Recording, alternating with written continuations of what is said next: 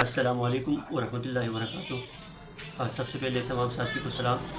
آج میں آپ کے سامنے جس موضوع پر حاضر ہوں وہ ہے قائد انقلاب قائد تحریک جناب پانوس گجر صاحب کی برسی کے حوالے سے۔ قائد تحریک نے زندگی کے بہت بڑا عرصہ دنیا اور پاکستان کے محنت کش مزدور اور محکوم قوموں کے لیے وقف کی تھی۔ قائد انقلاب پانوس گجر صاحب 1958 میں چغرجی ریال ظفر خان کے گھر میں پیدا ہوئے اور 1 دسمبر 2018 میں ہسپانی دنیا سے ہم سے جدا ہوئے۔ قائد تحریک کے سوچ اور فلسفہ آج بھی پاکستان کے مزدور محنت کش دیکان پیشے ہوئے تمام طبقے کے تمام لوگوں کے لیے ایک زندہ مثال ہے۔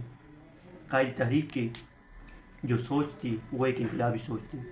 قائد کا سوچ یہ تھا، وہ ایک سیاسی آدمی تھا، ایک سیاسی لیڈر تھا، ایک بین الاقوامی لیڈر تھا۔ اس نے کبھی بھی اپنے قوم، اپنے علاقے اور اپنے ایک مذہب کے لیے کام نہیں کی۔ انہوں نے تمام عمر میں انسانیت کے لیے کام کیا، چاہے کسی بھی قوم، کسی بھی فرقے، کسی بھی مذہب کے ساتھ تعلق رکھنے والے شخص ہو، ان کے لیے ظالم کے خلاف مظلوم کے ساتھ کھڑے ہونے کی نام تھا، اور ہمیشہ انہوں نے پاکستان کے مزدور اور محکوم قوموں کی ایک آواز بن چکا تھا۔ قائد تحریک کی سوچ اور فلسفہ آج بھی اس ملک کے اندر لیفٹ کی سیاست میں موجود ہیں۔ کامریڈ پانوس گجر صاحب زندگی کے ایک بہت بڑا عرصہ پاکستان کے اندر، خصوصی طور پر ضیاء الحق کے ماشاء اللہ کے اندر انہوں نے جیل میں گزارے۔ ایک احتجاج کے شکل میں وہ ایک ریلی سے ان کو گرفتار کر دیا گیا، اور اس وقت میں قائد تحریک کو سیاسی قیدیوں میں شمار کر دیا، اور قائد صاحب کا جو گردہ تھا وہ ناکارہ ہو چکا تھا۔ 2014 میں قائد تحریک کی اس ملک کے اندر جو ٹرانسپلانٹ ہوا گردوں کی، تو اس میں بھی 14 مہینے قائد صاحب ڈائلائسس پہ تھے۔ تو یہ تھی قائد صاحب کی زندگی کے حوالے سے۔ قائد صاحب نے اپنی سیاسی اسٹرگل باچا خان عبدالغفار خان بابا سے 1980 کی دہائی میں شروع کی۔ جب انہوں نے پشتون قوم کی بات کی، صرف پختونوں کی، تو قائد تحریک نے ان سے راہ جدا کر دی۔ 1993 میں پہلی دفعہ وہ آزاد حیثیت سے الیکشن لڑا۔ ان کو یہ کامیابی محسوس ہوئی کہ پاکستان کی مزدور، محکوم، عام ملس اور غریب طبقے کو ایک پارٹی بنا دیا جائے، کیونکہ یہ بوجھ میں خود نہیں اٹھا سکتا۔ اس لیے قائد تحریک نے سب سے پہلے پاکستان عوامی پارٹی کے نام سے ایک پارٹی کی بنیاد رکھی۔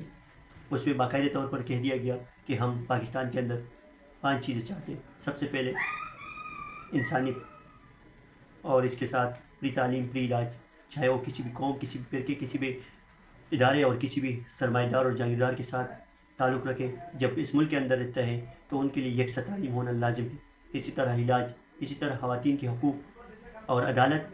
ہم اسی طرح چاہتے ہیں کہ اگر ہم عدالت میں جائیں، اس لیے غریب اور مزدوروں کے خلاف نہ ہو، انصاف پر مبنی ہو، قانون پر مبنی ہو۔ قائد تحریک نے ان کے لیے جدوجہد کی۔ پھر آخرکار 2012 میں 3 سے 4 پارٹیاں ان کو ایک پلیٹ فارم پہ لائے، اور بازو کی سیاست میں ایک نئی روح قائد تحریک نے ڈالی۔ وہ تحریک وہ پارٹی کی شکل میں عوامی ورکرز پارٹی کی شکل میں تھی۔